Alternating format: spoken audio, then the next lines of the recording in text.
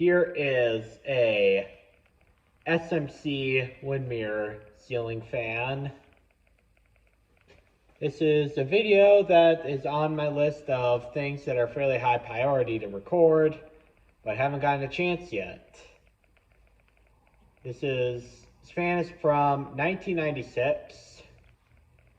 I got this fan from a thrift store for about $6. And I've got to tell you, this was a really good deal for one of these.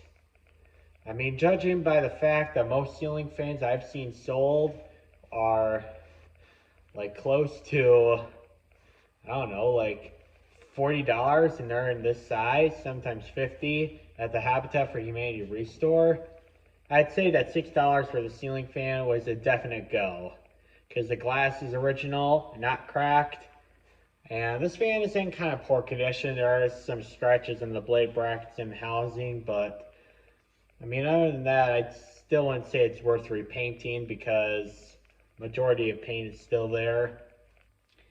And I think there was a dust cloth in the housing, but this one doesn't have that for some reason.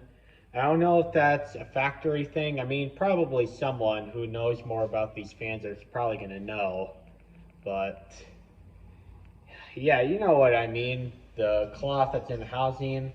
If Windmere put them in, I mean, I'll probably do something about that, because the fan looks noticeably a lot different when there's no cloth in there.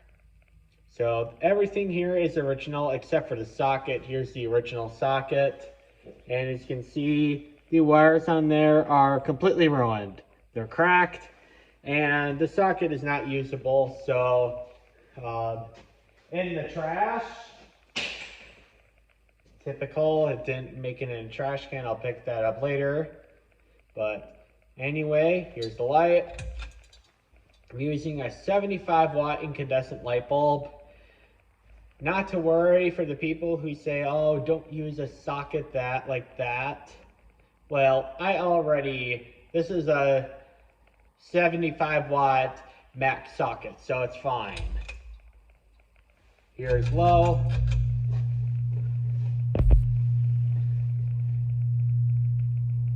I had a low battery indicator on my phone, so I had to fix that. Now I've got to say, I mean, you can hear it humming, but it's not unbearable. And also, this fan does have stencil blades. The reversible stencil the plane on both sides. I really like stencil blades. They were an icon of the 80s, 90s, and even the very early 2000s. Not gonna lie, I'm feeling old, because a lot of houses that I've been to about 10 years ago, a lot of them, about half of them I've been to, had at least one ceiling fan that had stencil blades or cane blades. And now those ceiling fans have pretty much gone extinct. Like, I remember in Halloween when I went trick-or-treating, there was at least, I don't know, 10 homes that had a ceiling fan with stencil or cane blades. And now those same homes, 10 years later, don't have those anymore. They either replace them with a modern ceiling fan, or they just replace it with a light. Medium. I mean, it definitely does pick up in speed. And again, the hum's not unbearable. You can feel a good amount of air getting when I stand under it, but it's not overwhelming.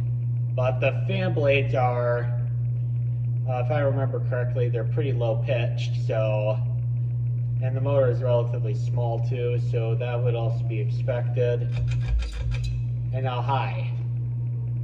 One thing I do have to say about this ceiling fan is that it does have, in my opinion, a much easier mounting bracket, where it has the rectangle on one of the sides, and it uses screws to put them in. But the other Hugger ceiling fans that I've worked on from the 80s and 90s, they use bolts, and that is, in my opinion, kind of infuriating, because it's very slow, and you don't know if you're going to pinch a wire or not. But with screws, you can just take a drill and you're pretty much safe. So that's why I kind of like that bracket design better.